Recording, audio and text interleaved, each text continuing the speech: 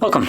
In front of me is a Samsung Galaxy A52, and today I'll show you how to wipe cache partition on this device. Now, before we get started, we will need a cable that you normally plug in for charging the device, but you want to connect it to your computer. That can be Mac or Windows, doesn't really matter.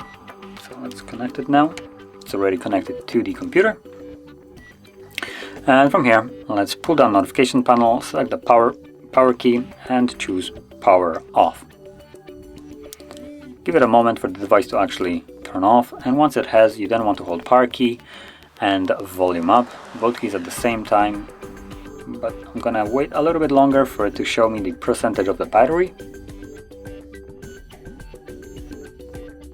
There we go. So once you see this, you can hold power key and volume up. And when you see the Galaxy logo, let go of the power key.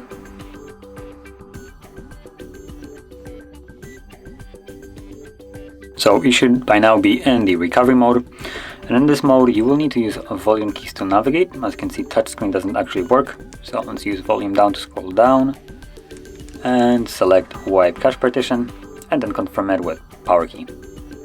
Again, let's select yes, and there we go, cache wipe complete. Reboot system now will be selected by default, so all you need to do now is press power key once more, and this will take us back to Android. And while the device is rebooting right now, we can also unplug it.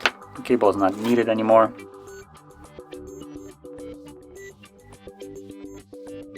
And there we go, as you can see, we are now back in Android. So, if you found this video helpful, don't forget to hit like, subscribe, and thanks for watching.